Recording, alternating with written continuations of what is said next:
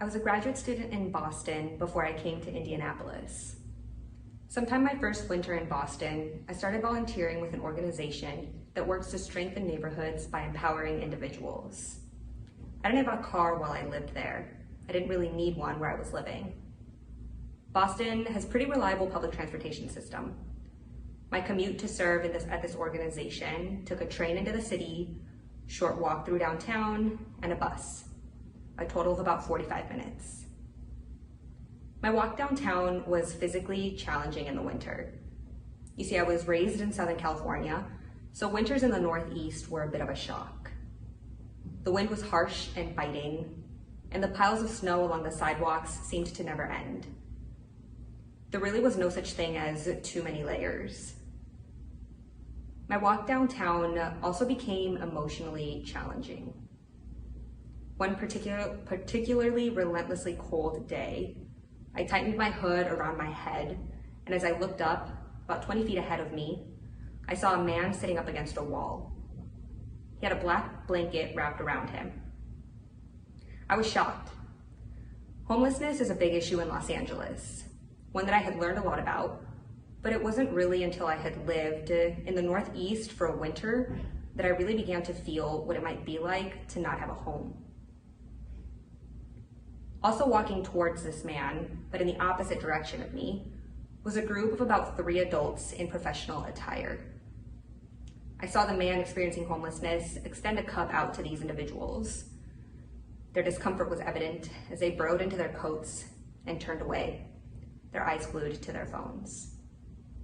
I was shocked. I approached this man and we had some coffee at a nearby Starbucks. His name was Mike.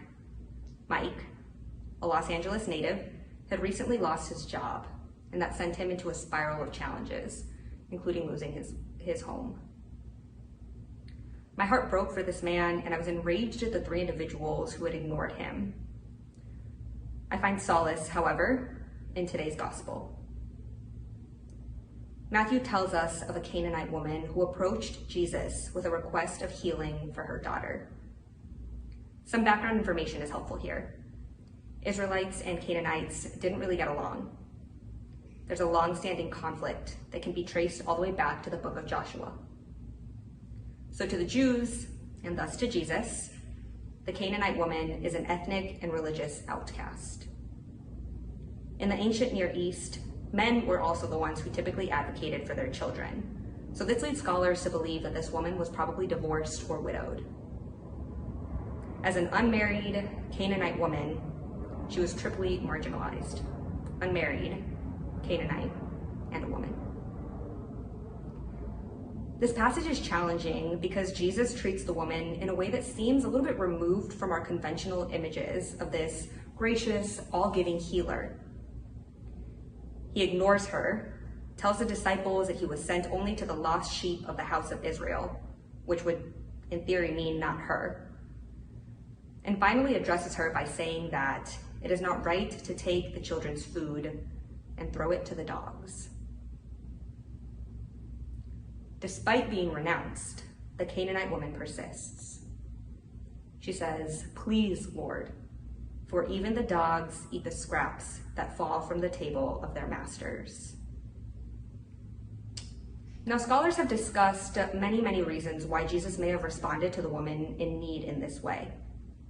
At the end of the day, however, Jesus serves as our model when he exemplifies the groundbreaking experience that is opening oneself to encountering the other, thus allowing for an internal transformation to take place.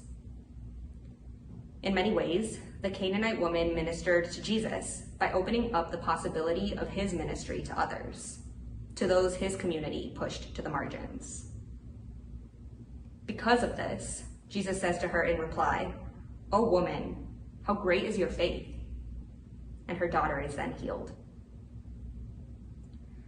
I find myself still feeling deeply frustrated at the 3 individuals who passed up an opportunity to see Mike as an individual that day in Boston.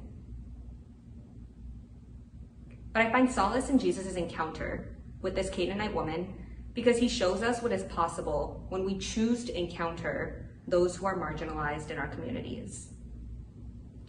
So I ask you, Who is marginalized in our community? In your residence halls, athletic teams, maybe your classes? Who is marginalized in the greater Indianapolis area? How are you, in a COVID-safe way, accepting the invitation to encounter them as an equal and growing in relationship with them? These are small but significant ways of dedicating ourselves to justice and equity.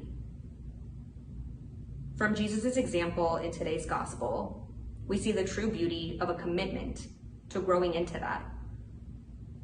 I encourage you to take time today to reflect on some concrete ways that you can dedicate yourself to this. Commit to taking an action this week. Let us pray. O God, have pity on us and bless us. May your face shine upon us, so that your way may be known upon the earth.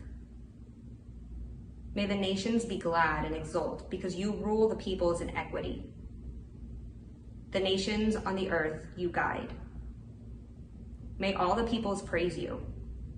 Let us praise you by observing what is right and doing what is just. Amen.